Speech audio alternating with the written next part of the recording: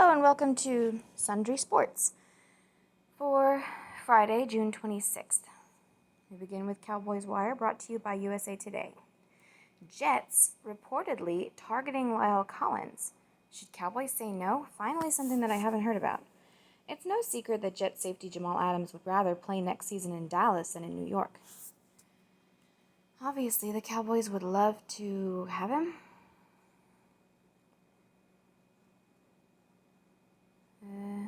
Would love to add the All-Pro to their secondary. So what's the holdup? The Jets' understandably high asking price is still the hindrance for now. A few short months ago, the Jets reportedly wanted one of the two future Hall of Fame offensive linemen, Tyron Smith or Zach Martin, in return for Adams. Ha! Fuck that. Cowboys legend Michael Irvin once revealed that the Jets required a first and third round pick for their young star. Now, a week after their disgruntled safety officially requested a trade, the Jets may have their eyes on a different Cowboys lineman, Lyle Collins. I don't hate that. I think that Lyle Collins is a little bit more replaceable than Smith and Martin. Although with Frederick gone now, I don't know. This news was first brought to light by Pro Football Network's Tony Pauline, who states, "I'm told right now that the player the Jets would ask for in a trade for Adams would be right tackle Lyle Collins. That's the player that they want. That's the player that they're going to target. If you're a Jets fan, you know one thing. You can't start the season with Chuma Edoga starting at right tackle." Oh, poor Chuma. Whoever he is. Collins doesn't have the pedigree of the two Dallas stalwarts mentioned above, but he is arguably just as valuable when you factor in his age, contract, and his improving on-field play. In September of 2019, Collins signed a 5-year deal with an annual salary of $10 million. The 26-year-old would go on to have the best season of his career and establish himself as one of the top right tackles in the league. Collins' contract extension is set to keep him in Dallas through 2024, and what seems like his prime, making his yearly $10 million deal a massive steal for the cap-conscious Cowboys. I don't know, it could be that his secret is the great line that he's on, the great people that he's playing with. I think that maybe we could risk putting somebody else in. Adams, the right somebody. Adams, on the other hand, requires an immediate and lofty contract extension as he enters the last year of his current deal. The contract he is reportedly seeking would land just north of $15 million annually, making Adams the highest paid safety ever. Will the already two-time Pro Bowler be worth this massive pay raise? Most likely, as Adams is just 24 years old, coming off a first-team All-Pro campaign a year ago and should only continue to improve. In the offseason, Dallas signed HaHa Clinton Dix to replace Jeff Heath, and Xavier Woods has shown signs that he can be a starter in the NFL. But there is no question Adams would be a substantial upgrade over the two current Cowboys safeties. It's always good to have awesome depth. As far as tackle goes, there is no clear replacement for Collins on the Cowboys roster. Connor Williams, well, that's a problem there. We should have had depth there. Connor Williams played tackle in college and could slide over to fill the role. Brandon Knight was a decent fill-in during his one start at tackle a year ago, but shouldn't be trusted as more than a backup at this time. Well, when Collins first started, he wasn't very trustworthy. He fucked up a lot. He pulled a lot of penalties. That's just what's going to happen, right? Trial by fire. Tyron Smith will continue to lock down the left side of the line, but with his injury history, it's hard to tell how many years he has left in the tank. I wonder if he's still wearing a leg brace on his arm. His giant arm. Losing Collins now would be a nearly irreplaceable blow to the Cowboys' offensive line, which was responsible for a league-low 8 sacks a year ago. There are two real questions in front of the Cowboys' management. One, would Adams improve the Dallas defense enough to justify trading their emerging right tackle in his team-friendly deal, plus whatever draft compensation the Jets would require along with Collins? And two, if a trade is somehow made, does the contract extension of Adams put Dallas in too tough of a spot financially? I have a solution. We'll trade him Prescott.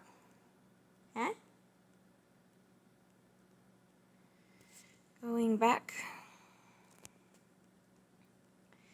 Can Hamilton find a role and production in Cowboys' revamped defensive line cast?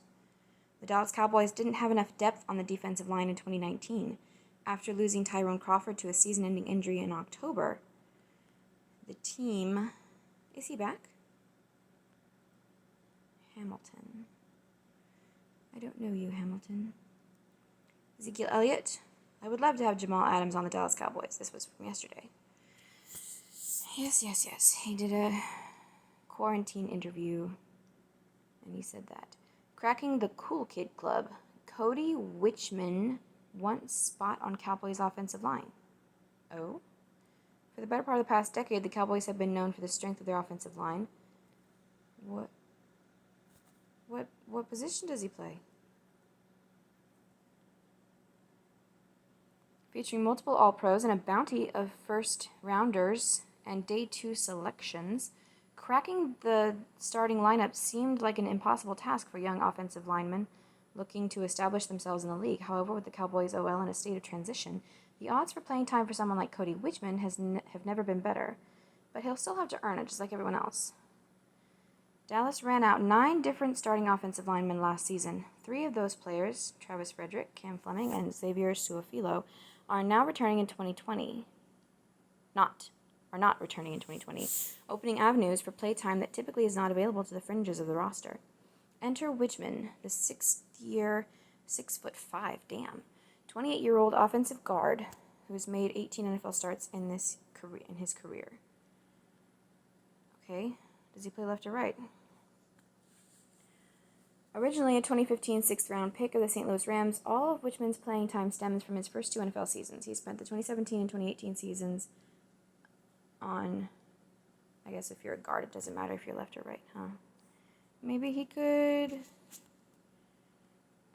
switch over to, what was Collins' right side? Right tackle? He spent 2017, blah, blah, blah, before a calf injury late in the preseason ended his 2019 before it began. Wichmann will have another opportunity to claim a roster spot this season, but must overcome several other candidates to do so. Known starters, competing for 2 spots. Joe Looney, huh? Still have him. Competing for 53-man roster. Blah, blah, blah. Irving, a former first-round pick, is largely expected to be the swing tackle and earn the 8th offensive lineman spot on the roster, which will unlock the 48th spot on game day rosters. Wichmann will compete with Redmond, Henry, and Miller for the interior depth roles. But what if Collins gets traded?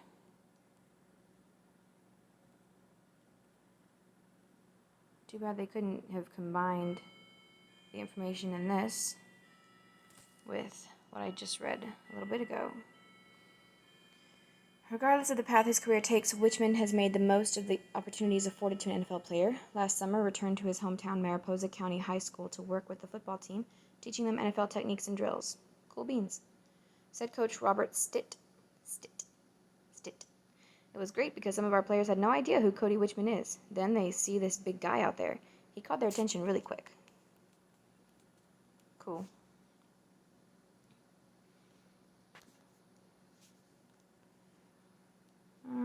News. Haha escapes bear. Stadiums to tarp off lower seating. A threat to Emmett. What day is this from? If it's Haha escaping the bear, then it's gotta be old. June 25th. Oh, it was just yesterday. Okay. The league is moving full steam ahead toward a 2020 season, but there's very little that anyone knows for certain right now. There's talk of reporting dates, tarping off lower rows of seating, and letting teams set their own attendance caps, but there's also the nagging question of whether there should be a season at all. Yes, there should be. All this while some players, including Cowboys running back Ezekiel Elliott, are still recovering after testing positive for COVID-19. So, you know what that means? That means he's not going to get it during the actual football season. That's a good thing. Elliott spent some time talking about Jamal Adams, and new safety Haha Clinton Dix spent some time running from a bear, literally. All that plus vacated targets translating to big opportunities for CeeDee Lamb and Blake Jarwin. Rookies outperforming their draft slots, getting to know Jean-Vé Johnson, Reading the close game data tea leaves, T.O. talking JJ, and could Emmitt Smith really have competition as the all-time rushing king? That's on top in this edition of News and Notes. Report. NFL players will arrive on time on July 28th. Cowboys too? It looks as if July 28th will be the on-time start for players to report to team facilities for camp. That would likely mean no early work for rookies or teams like Dallas with first-year head coaches. Ezekiel Elliott, I would love to have Jamal Adams on the Dallas Cowboys. Yeah. Regarding Jamal Adams, I remember some advice I got from Calvin Watkins when I got on the Cowboys beat. Stop asking guys from other teams if they want to play for the Cowboys. They all want to play for the Cowboys. He was right. So Adams wanting to go there isn't exactly unique. NFL, to tarp off lower rows of seats, allow teams to sell signage to local sponsors. In the latest wrinkle of what a COVID-19 NFL season might look like, teams have been told that the first 6 to 8 rows of seats, as well as on-field suites, will be tarped over on game day as a safety precaution. Those tarps will also feature ads visible only to television audiences. Yes, haha's hilarious escape from 2 bears. We can watch it if it plays, and suddenly we are on Twitter. Okie dokie. Woo! I wonder if he ever went back for his scooter.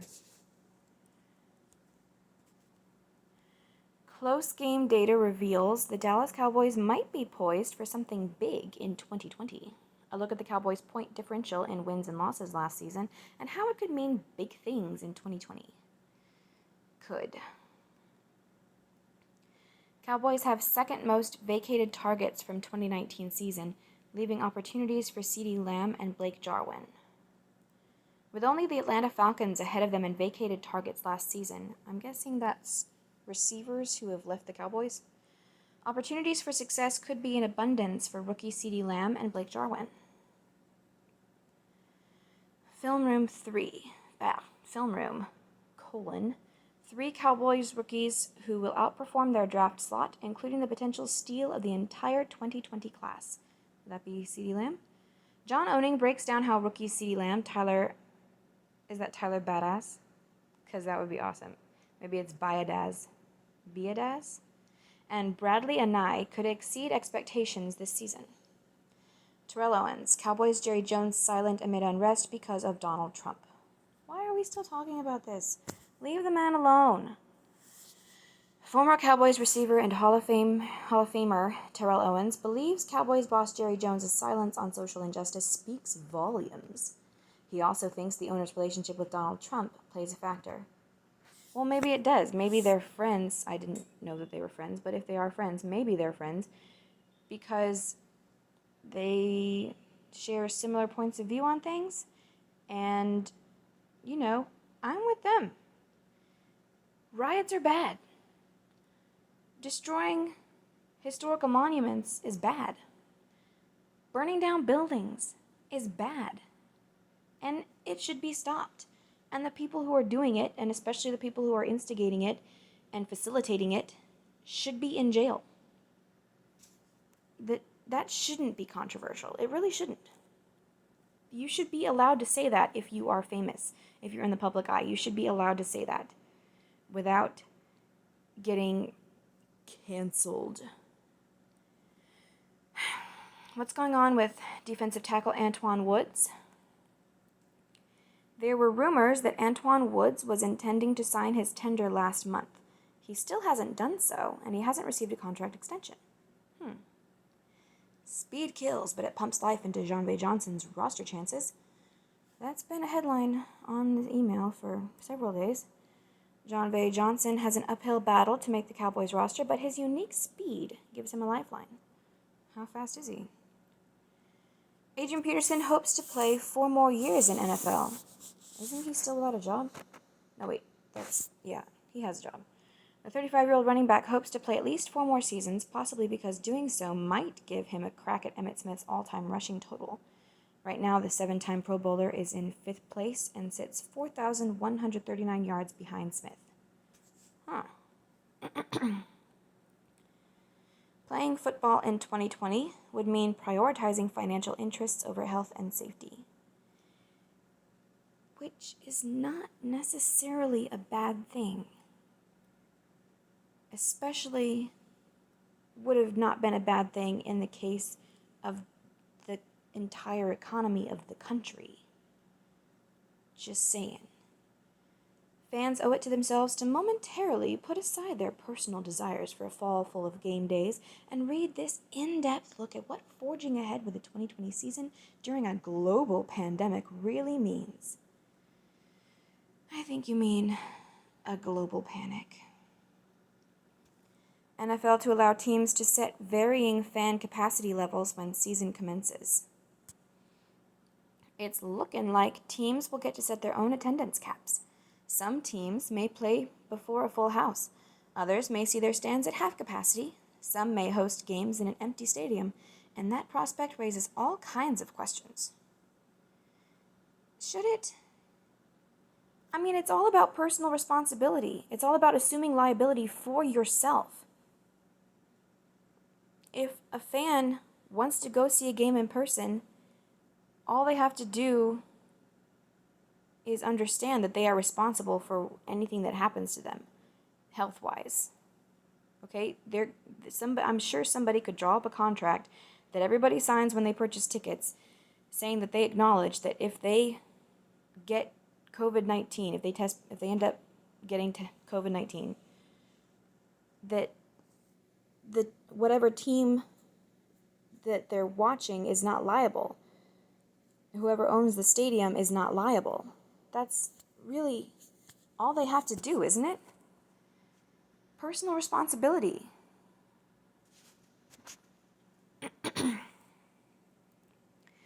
Blake Bell will try to be blocking tight end in Cowboys wide receiver dominated attack. That's good. Blocking is good. Speed kills. Oh my goodness. ESPN, Cowboys Steelers Hall of Fame game canceled. Yes, it was. So sad. Cowboys news. Prescott racing with Watson. Tank talks Jerry silence. Yeah, and he was actually very reasonable. And good for him.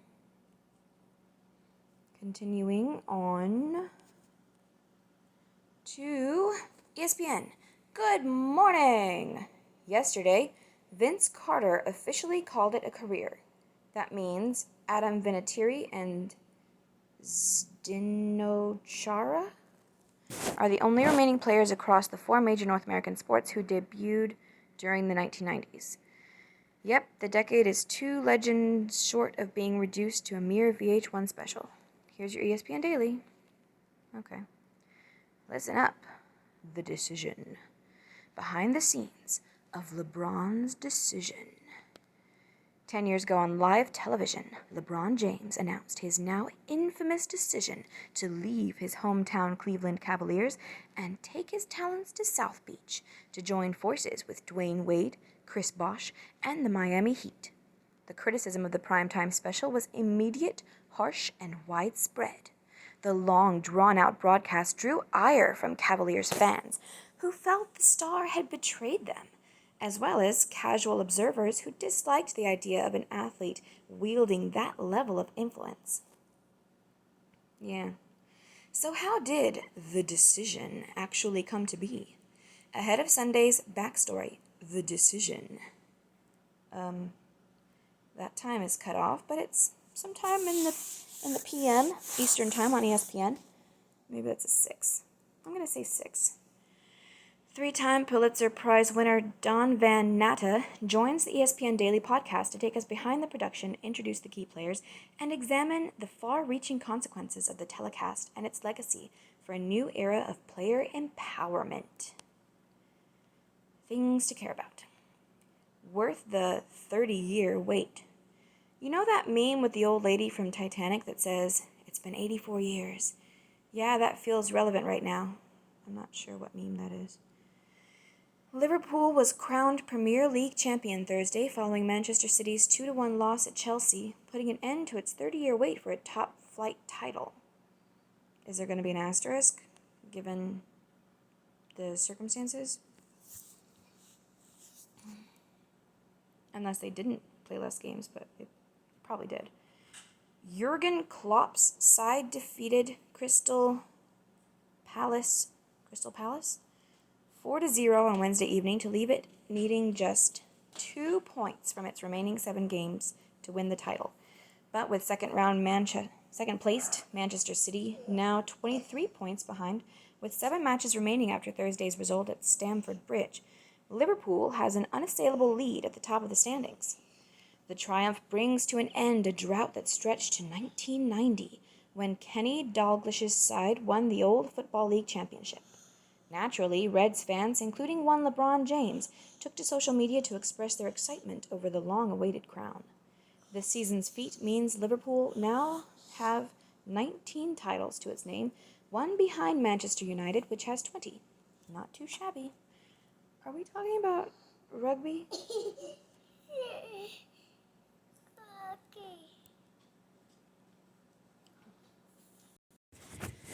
Here's a handy infographic of Cristiano Ronaldo. I wonder if there's stuff on the far right that I'm missing. I love my new email app, but for this particular email, it does cut off some things.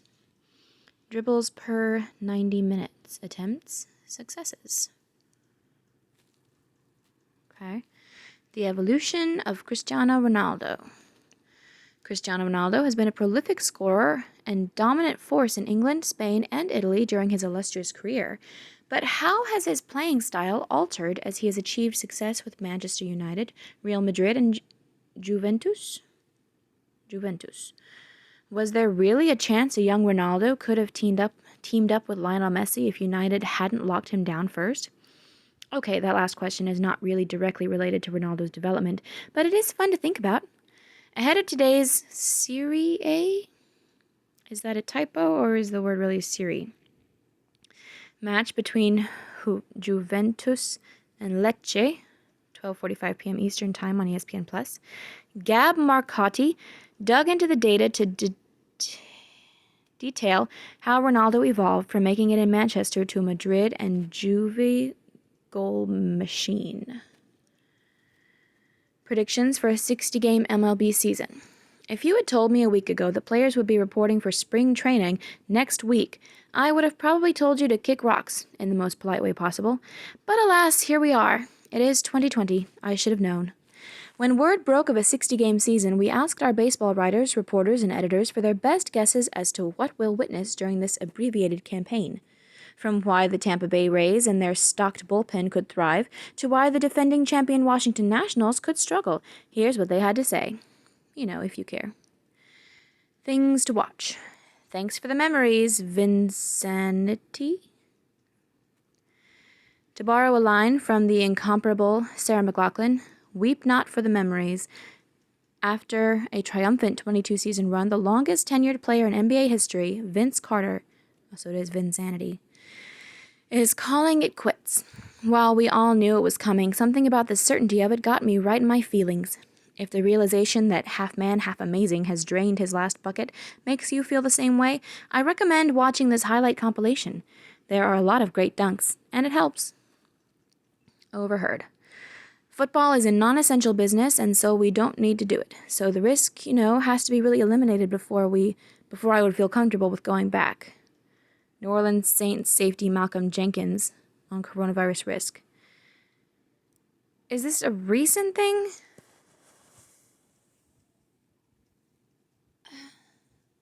And why is a player saying that? Everybody's job is essential to them. He doesn't feel that his job is essential to him. You see, that's the problem with people making so much money. Remember when? I'm taking my toys and going home. On this day in 2001, Lloyd McClendon's beef with umpires culminated in the skipper stealing first base.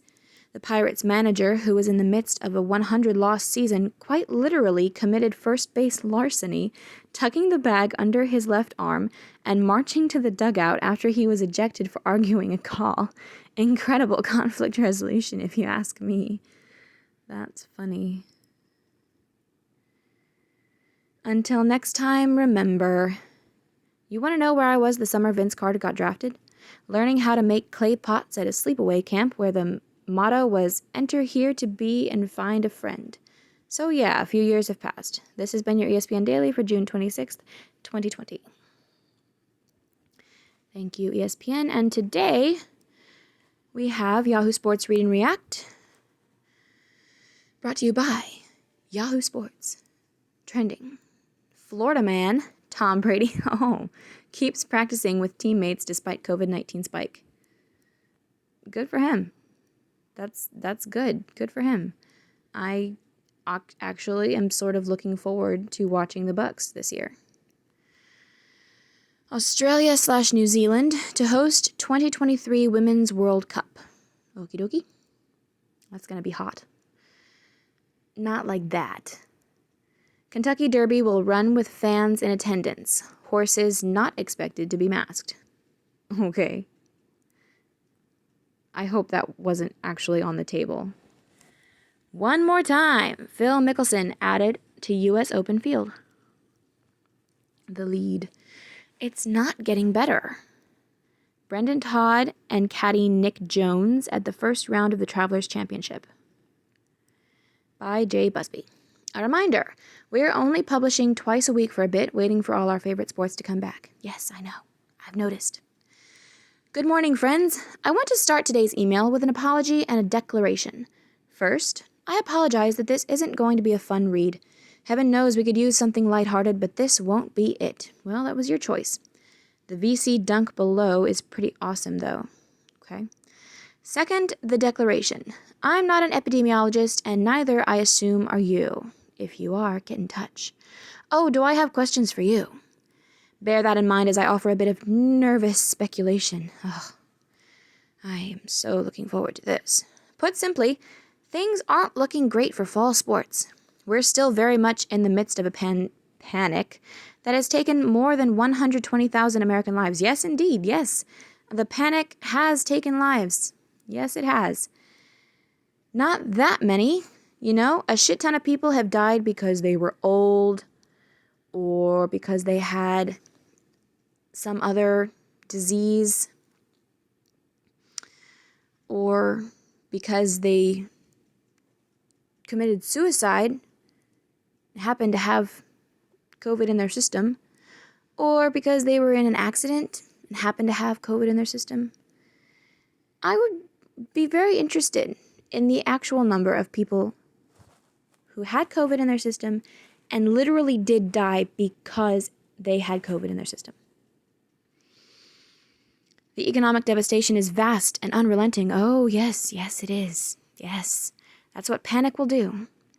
Cases are spiking upward in many states, and hospital beds are filling back up again. And it's probably good for the hospitals because those poor hospitals were struggling. And the ripple effect is swamping hopes across most sports. Colleges across the country have reported outbreaks within days of reopening football training facilities. Yet, you know what happens when athletes and, everybody else has this disease for a couple of weeks and then gets over it? They don't get it again. I'm pretty sure there hasn't been any recorded case of it reoccurring when it was actually truly, when it had truly run its course and was done. That's what the antibodies are for. So that's the whole concept of herd immunity, which Sweden has. Yes, I'm calling on a European country as an example, but they are actually working on, successfully, they've been working on achieving herd immunity, and I'm pretty sure it's working. And that's what we should be doing, and that's what we are on our way to. Just can't let fear cripple us again. A rash of positive test results resulted in 2 of the world's top 5 golfers withdrawing from this week's Travelers Championship, And we thought golf was potentially the safest social distance sport. Notice how it's still going on. It's just the two that are out, but the sport itself is still happening, right? And I seriously doubt that those golfers got it on the links. A rash of positive tests. There's also a rash of testing. Just putting that out there too. The monumental spike in cases in Florida is making the NBA's Orlando bubble idea seem dangerous at best, catastrophic at worst. We should have had chickenpox parties. Only for this. Because I bet the people who are least at risk from the disease are the athletes. Because healthy people don't die from it. Major League Baseball shuttered all of its spring training facilities after a wave of positive tests. The NFL canceled its Hall of Fame game, oh, I know, and postponed its planned induction ceremony to 2021. Jeez. Pretty much the only sport running without COVID-19 issues right now is NASCAR, and, well, they've got other matters on their minds. Yes, they do. Not real matters. Fake, made-up, imagined matters, but, other matters. Overall, very much not ideal. Nothing is trending in the right direction right now, least of all the motivation to make the kinds of changes necessary to flatten the curve. Oh, are we still talking about that? Remember that phrase? Once again. Flatten the curve. That was about saving the hospitals from overflowing, right? We did that. Hospitals were empty. Hospitals across the country were empty and struggling because they had shut down all non-essential procedures, even though many of the things that they stopped doing were essential for a lot of people. And I recall there was that nursing ship, an entire ship of nurses that docked in New York and was ready to help out, and they left without having to see a single patient because of us flattening the curve. Remember that? Yeah, remember that? So that was done, and that did nothing. Because people didn't seem to understand that flattening the curve meant that they weren't going to get it. That's not what that meant.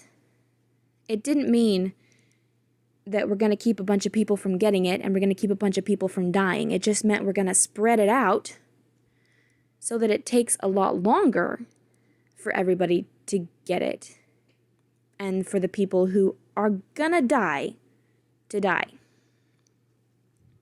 That's what that meant. And now we are in the slow aftermath of that. Long drawn out. That was a terrible idea. Yes, athletes are among the groups at lowest risk of complications from COVID-19, but as always, there's also the question of where even healthy carriers might spread the disease. Yeah. Let's make more antibodies. Wouldn't that be great? Then we wouldn't have to worry about it. Look, we could get this back under control. We could stem the flare-ups. We could be on track for some version of fall sports. But it's going to require a renewed commitment from everyone. We're going to have to do what those epidemiologists, which again are not us, recommend, like social distancing, wearing masks, washing hands, and generally being just slightly smarter than college students cutting loose on spring break. The wearing masks thing is dubious. Because if you're healthy and you cover your face up all the time while you're out in public, you're more at risk of contracting flu-like diseases. I want sports back. You want sports back. Right now, though, COVID-19 has surged back out to a 3-touchdown lead on us. But believe me, I know it's possible to come back from this kind of a deficit. I am a Falcons fan, after all. Have a great weekend, friends, and stay safe. Catch you back here next week. Can we stop anthropomorphizing a disease? That would be great. Game plan. Thamel. How the college football season can be saved as cases spike. At least somebody's talking about thinking positively. Rohrbach. Sadly, it's now time to cancel the 2019-20 NBA season. Okay. Eisenberg/Busby. NASCAR still has a long road to equality. Are you fucking kidding me? What do you want? Do you want the other drivers to let him win? The kicker. Thanks, Vince. In honor of Vince Carter's retirement, one more look at the greatest dunk of all time. VC skying over 7'2" Frederick Weiss. Wow. In the 2000 Olympics. We'd still be celebrating if we'd done that. Boom.